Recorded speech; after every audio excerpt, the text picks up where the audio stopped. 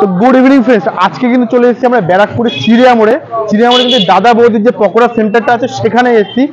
দাদার সাথে কথাবার্তা বলার পর জানতে পারলাম যে দাদাদের কোনো দোকানের কোনো পার্টিকুলার নাম নেই, মানে সবাই এই নামেই চেনে যে দাদা বৌদির পকোড়া সেন্টার। শুধু সাধারণ জনগণ না, রচনা ব্যানার্জি দিদিনা মডার্নে যখন এনাদেরকে ডেকেছিল তখন কিন্তু এই নামে তাদেরকে উল্লেখ করেছিল দাদা বৌদির পকোড়া সেন্টার। ঠিক আছে, যাক আজকে একটা অন্যরকম ভিডিও নিয়ে চলে এসেছি তোমাদের সামনে। আর তার আগে বলে রাখি, myself Lincoln, you are watching toxic Lincoln. এখানে কিন্তু খাওয়া দাওয়ার বড় কথা, বাকি সব বিলাসিতা।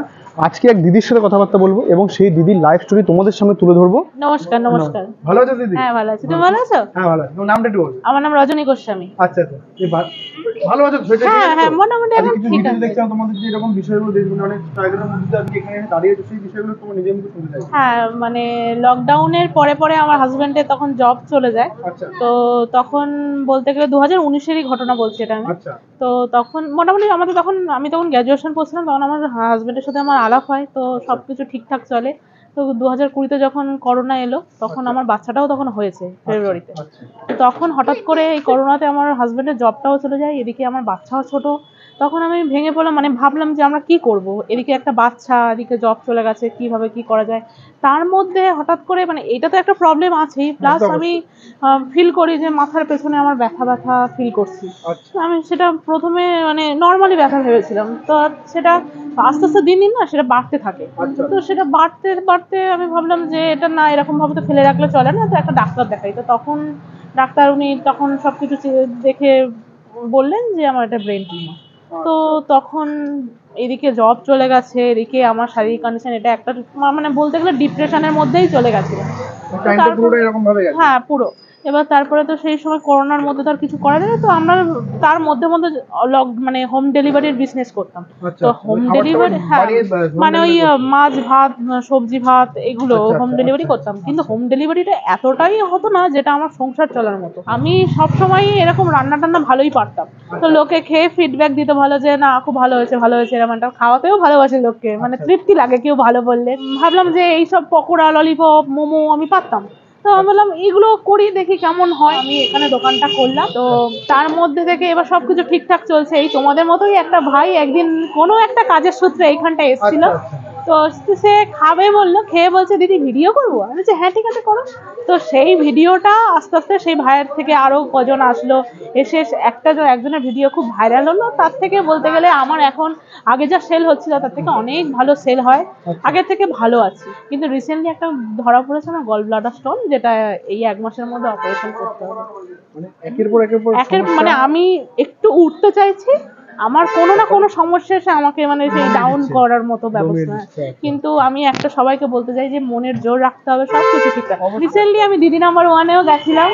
হ্যাঁ, তো সেখানে ওনারা ডেকেছিলেন। তো মোটামুটি সব মিলিয়ে আমি এত শরীর খারাপের মধ্যেও ভালো আছি। কি কি বিক্রি হচ্ছে দোকানে? এখন বিক্রি হচ্ছে ললিপপ আছে, বোনলেস পকোড়া আছে, চিকেন সাটে আছে, ভেজ মোমো আছে, চিকেন মোমো আছে, গন্ধরাজ মোমো আছে, ফ্রাইড মোমো আছে। চিকেন পকোড়া এটা, আচ্ছা, চিকেন ললিপপ এটা হচ্ছে 15 টাকা করে পিস। 15 টাকা, হ্যাঁ 15 টাকা করে পিস।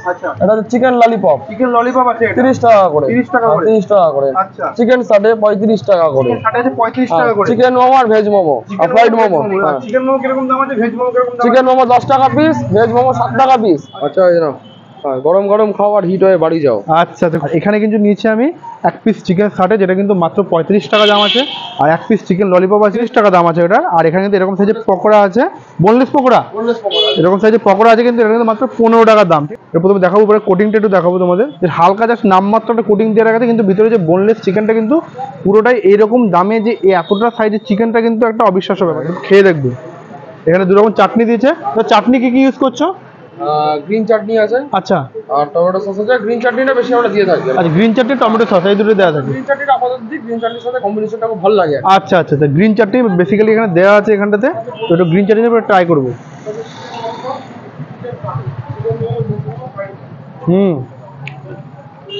বেশ মচমচে আছে, যেহেতু গরম গরম সার্ভ করেছে। আর এখানে কিন্তু এরকম সাইজে কিন্তু চিকেন ললিপপ দিয়েছে। আচ্ছা, চিকেন ললিপপে যে মাংসটা দিচ্ছে কত গ্রামের দিচ্ছ? 100 কাছাকাছি আছে নাকি? আচ্ছা, 100 কাছাকাছি কিন্তু চিকেন ললিপপে, যেটা 100 গ্রামের কাছাকাছি কিন্তু পিস দেওয়া হচ্ছে মাংস, যেটা কিন্তু মাত্র 30 টাকার দাম। ও, এটাতে কিন্তু পাতলা কোটিং দেওয়া আছে, দেখতে পাচ্ছ পাতলা কোটিং দেওয়া আছে। খাবো। ও হো, এখন গরম গরম ধোয়া উঠছে। এরকম সাইজের চিকেন সত্যি 30 টাকা এত কম দামে কিভাবে দিচ্ছে আমি জাস্ট বুঝতে পারছি না। মানে কি বলতো, এত কম দামে খাবার দাবারের কোনো রিভিউ হয় না বললেই চলে, দিচ্ছে যে এটাই অনেক, এটাই অনেক। চিকেনের সাইজটা দেখো জাস্ট, পুরোটা চিকেন একদম দেখতে পাচ্ছ, পুরো গোটাটা চিকেন। এবার কিন্তু এখানে তুমি ট্রাই করবো একটু চিকেন ফাটে, যেটা কিন্তু মাত্র 35 টাকার দাম নিচ্ছে। এখানে মনে হয় 3 থেকে 4 পিস চিকেনের চাংস আছে, বড় বড় সাইজের চাংস দিয়েছে। তো এটাকে একটু ট্রাই করবো। ও হো, খুবই ক্রাঞ্চি একদম। তোমাদের এত কিছু খাওয়ার পর পেটে আর জায়গা নেই, তো আমি জাস্ট ট্রাই করার জন্য মোমো নিয়ে নিয়েছি। আমি 2 পিস চিকেন মোমো নিয়েছি, 2 পিস ভেজ মোমো নিয়েছি। চিকেন মোমোগুলো সাইজ কিন্তু এরকম সাইজ আছে, অনেকটাই বড় বড় সাইজ, মানে নর্মাল যে সবগুলো আমরা খাই না, তো সেই তুলনায় অনেকটাই বড় সাইজের আছে চিকেন মোমোটা। আর এখানে ভেজ মোমো আছে, দেখতে পাচ্ছি এরকম সাইজের, শেপটা একটু আলাদা। ভেজ মোমো কিন্তু 6 পিস 40 টাকা, আর চিকেন মোমো কিন্তু এখানে 10 টাকা করে পিস আছে। চিকেন মোমো 10 টাকা করে পিস নিচ্ছে। কেউ যদি এখানে 1 পিস মোমো খেতে যায়, তাদেরকে দাদা আর বৌদি তাদেরও কিন্তু দেয় 1 পিস মোমো খেতে। আর কেউ যদি ফুল প্লেট মোমো নেয়, তাদের জন্য কিন্তু স্যুপ আছে আনলিমিটেড। আর কেউ যদি এক্সট্রা স্যুপ খেতে যায়, এরকম একবারে এক্সট্রা স্যুপ নিতে যায়, সেটা কিন্তু 10 টাকা করে নেবে। মোমোটা তোমাদের ফাটিয়ে দেখবো, ভিতরে জাস্ট স্টাফিংটা দেখাও। ও হো, দেখতে পাচ্ছ খুব সুন্দর স্টাফিং আছে ভিতরটাতে, তো খেয়ে দেখবো।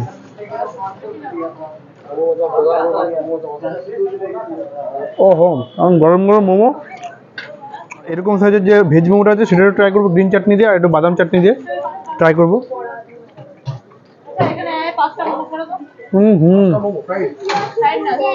খারাপ না, এটা বেশ ভালো লাগছে।